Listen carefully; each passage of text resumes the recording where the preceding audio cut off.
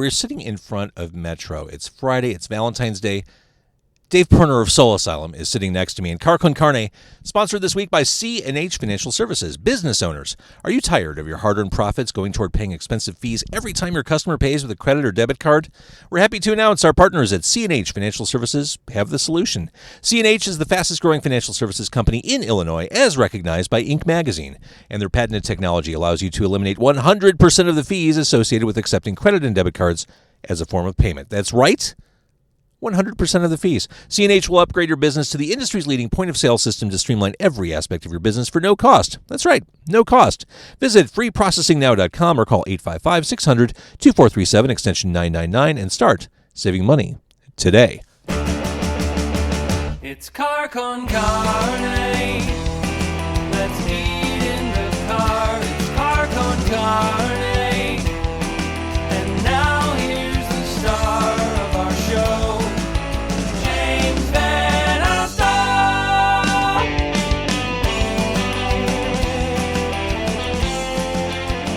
All right, we had some audio issues as we got started, so we're just going to jump right into the interview. There we go.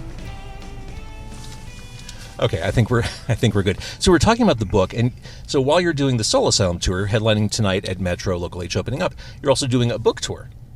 That is correct. I did my first book signing yesterday, and I should really know the name of the store. It was cool. They had cool stuff. I got a hip-hop coloring book and some cool postcards.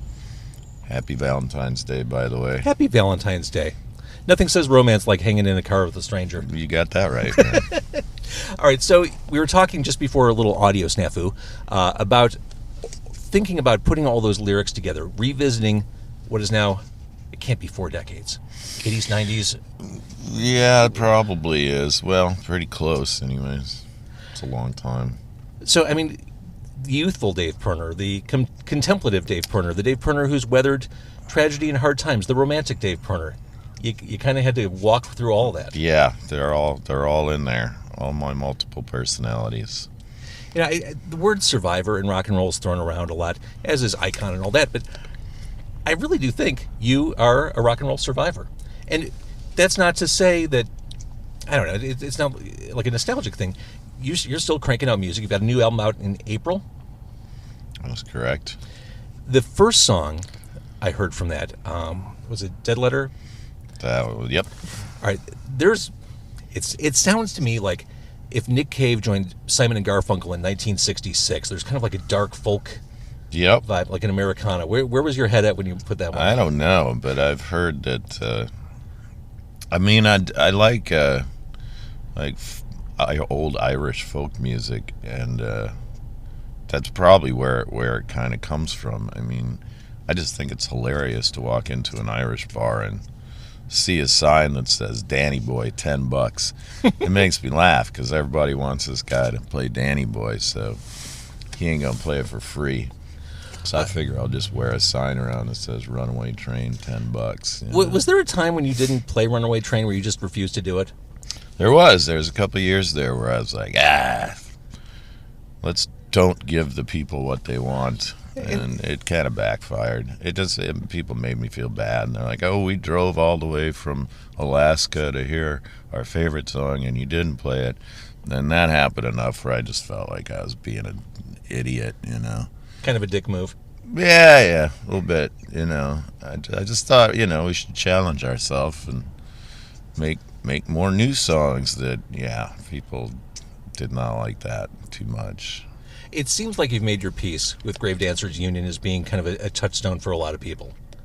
I mean, it still informs a lot of your set.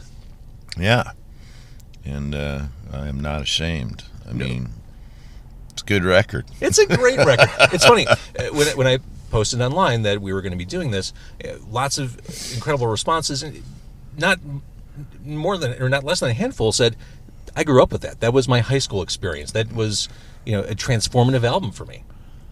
For any artist to have one of those albums is incredible. For you to actually keep creating music that made a connection. Weird Al Yankovic covered you. That's true. That's a high watermark. That's when I really knew I'd made it. He covered Misery. Covered Misery and Black Gold, I think. That's amazing.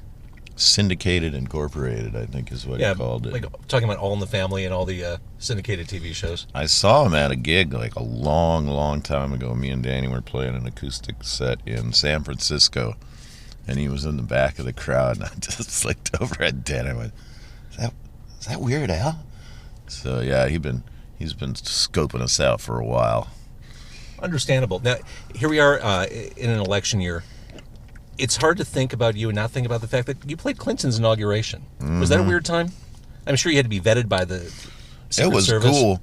Well, yeah, they like speakers have something in them that bombs have in them also. So that was a little bit of a problem, but I had some weed in my pocket, so I was in the Oval Office with weed in my pocket.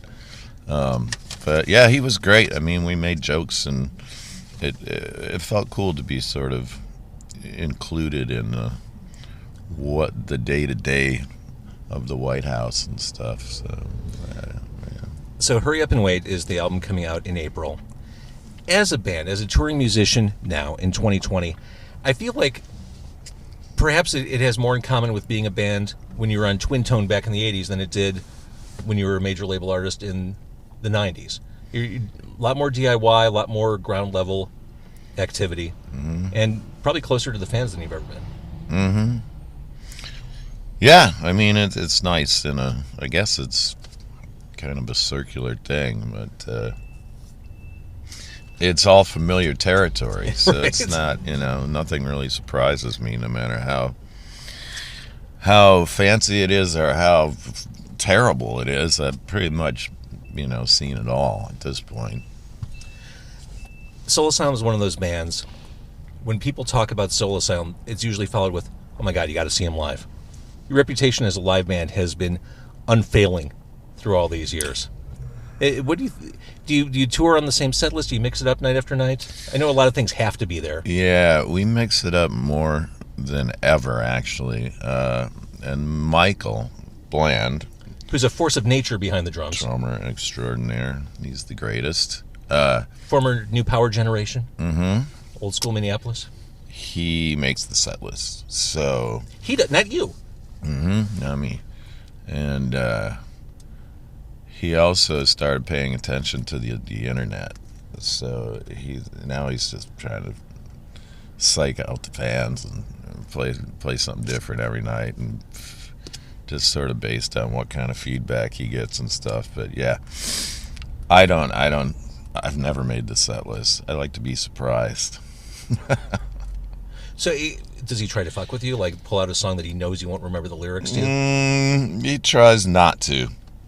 He tries to make sure that I know what I'm doing, and yeah, he doesn't really let me get away with half-assing anything. Weird question. Rock and Roll Hall of Fame. You're of an age now where you're seeing some of your peers get inducted. Is that something you aspire to or have an interest in? Not really. I mean, I think when we won Best New Band in Minneapolis, we tied with Husker Du, and both bands had been around for like 6 years or so, at least. And it just seemed like sort of a charade to me. So I made fun of it, kind of like, it's not a sport, The music is not supposed to be a competitive thing that you get a trophy for or whatever. Not to me anyways. But on the other hand, I've had only great experiences through the Rock and Roll Hall of Fame. I mean, I got to play with Lou Reed, I got to play with Iggy Pop, I got to meet Johnny Cash and Al Green and James Brown and all these people that I never would have met otherwise. So I can't really complain about it. So I mean, it's interesting. I don't know if we'll ever be eligible or whatever, but You're perfectly happy floating on the periphery. yeah, I'm an outsider, man. That's right. That's rock and roll. It's punk rock.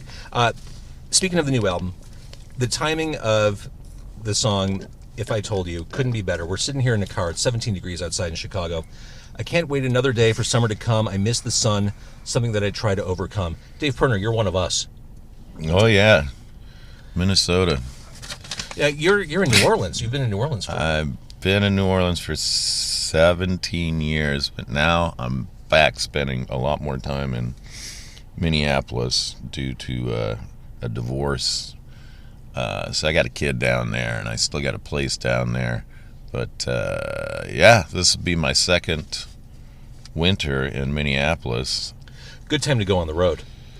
Get Well, out of town. I mean, it's even colder here. True. I mean, we went to Dallas not that long ago, and it was colder than Minneapolis. But I try not to let the weather affect my sunny attitude. But it does. That song does play.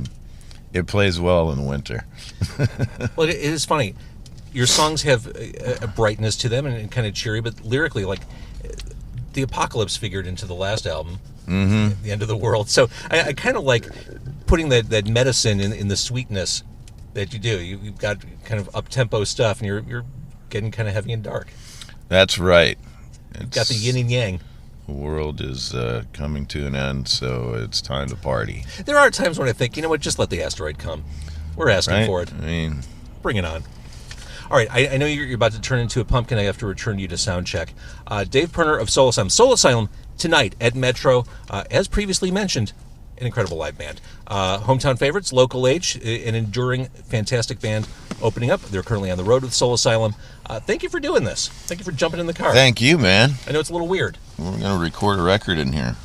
It's relatively soundproof, unless a fire truck goes by. All right, thank you for doing this. Thanks, man. Carco & Carne, sponsored by C&H Financial Services. Soul Asylum, they rule the new album out in April. The book is out now, right? Yep. Yep. I've seen it.